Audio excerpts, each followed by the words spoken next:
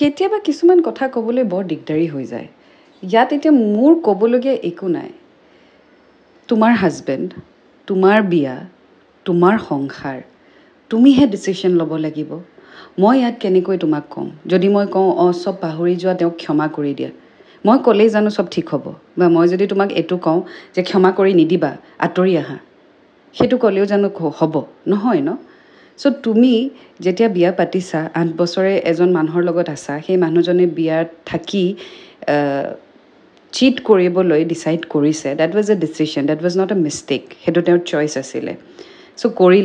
এতিয়া তেওঁ উভতি আহিছে এতিয়া বাকীখিনি তোমাৰ ওপৰত নিৰ্ভৰ কৰে যে তুমি কেনেকৈ ৰিলেশ্যনশ্বিপটো আগুৱাই নিয়া চব তোমাৰ ওপৰত ইয়াত মই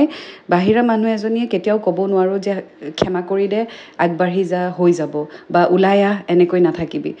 মই সেইটোত ৰাইট নাই আৰু যদি সঁচাকৈ তোমাৰ বহুত বেছি ছাজেশ্যন বা কাউন্সেলিঙৰ প্ৰয়োজন তেতিয়াহ'লে মেৰিজ কাউন্সিলৰ আছে তাত গৈ তুমি ডিছকাছ কৰা তেতিয়া তেওঁলোকে তোমাক ভাল উপদেশ এডভাইচ ছাজেশ্যন বা হয়তো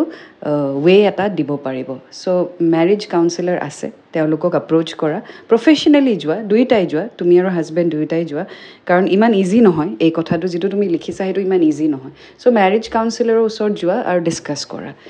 if there is a way then of course সেইটো ৱে ল'লেই হ'ল কিন্তু মই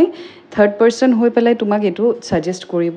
নোৱাৰিম যে কি কৰিব লাগে নালাগে কাৰণ এইটো ক্ষেত্ৰত মই চাৰ্টিফাইড নহয় ছাজেশ্যন দিবলৈ এখন বিয়াৰ ক্ষেত্ৰত মই চাৰ্টিফাইড নহয় হেল্প মই লাভ ৰিলেশ্যনশ্বিপত হয়তো দিব পাৰিম কিন্তু যেতিয়া বিয়া সংসাৰ ল'ৰা ছোৱালী আহিছে সেইটোত মই মাত দিব নোৱাৰোঁ